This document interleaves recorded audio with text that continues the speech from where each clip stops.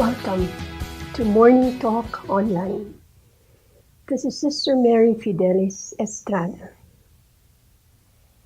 Let us reflect together on this Sunday's Gospel found in Luke's account, chapter 19, verses 1 to 10. This is one of my favorites. This account is about Zacchaeus, who in today's context would be a chief BIR collector.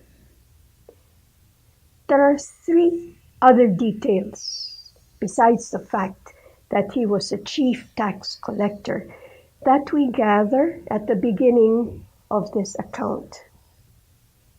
First, Zacchaeus was also a wealthy man.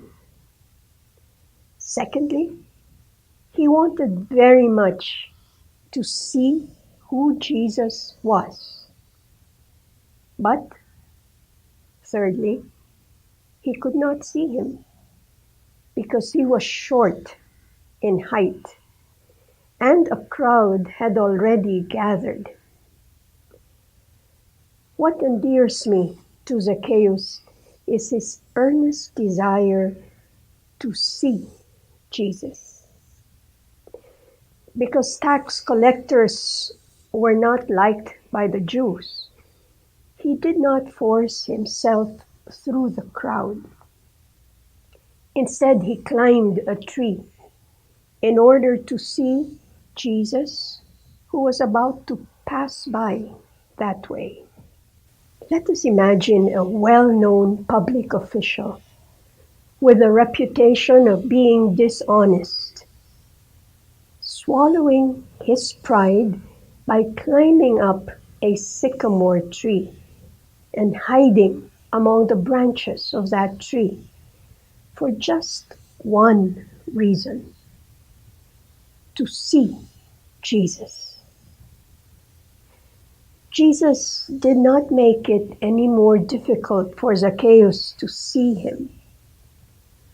We read that when Jesus reached the place where Zacchaeus' tree stood, Jesus looked up and said to him, "Zacchaeus, come down quickly, for today I must stay at your house."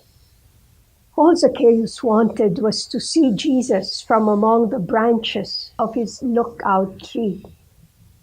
But Jesus wanted to give him more.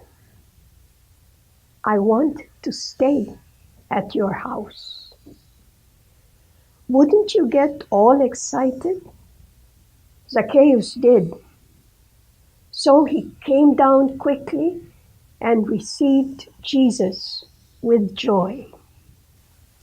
As to be expected, the crowd began to grumble, appalled that Jesus had deigned to honor a public figure known to be corrupt, and therefore also despised by many, announcing publicly that Jesus wanted not just to visit his house, but unbelievably to actually stay and be a guest of Zacchaeus. This unconditional love and acceptance of Zacchaeus by Jesus, just as he is, moves him to make a public profession and confession. "Lord, I shall give half of my possessions to the poor, and if I have extorted anything from anyone, I shall repay it 4 times over." Jesus' look and tone of voice stripped Zacchaeus of any pretense and self-righteousness. He did not fall into the trap of rationalizing or justifying the dishonesty by saying, "But I'm not the only one," or "What's wrong with collecting a service fee or a tip? Everyone does it anyway." Zacchaeus was not so short after all. His heart was in place, and his brand of spirituality sincere. He really wanted to see Jesus and would not allow crowd pressure nor public opinion to make him think twice. Once his gaze met Jesus. Although he may not have realized it, his heart's desire for God was far greater than his greed for money and power. Perhaps this is what happens when we decide to open our hearts and minds to Jesus. Salvation comes to our homes and places of work as we make public admission and profession that we are related to Jesus, belonging to his household, because we have allowed Jesus to seek us out and to find us, embracing us with his salvation, lost no more.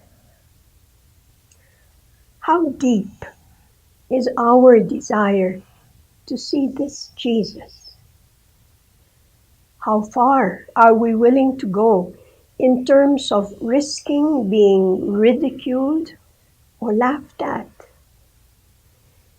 To what length and breadth and height have I gone thus far to find Jesus? And finding Jesus, what possessions or personal wealth am I willing to let go of because my priorities have changed? As my classmates and I celebrate our Golden Jubilee this year, thanking God for the gift of Saint Marie Eugenie and her path to Jesus, obtain for us, dear Zacchaeus, your single-heartedness and firm resolve to live and to be all for Jesus.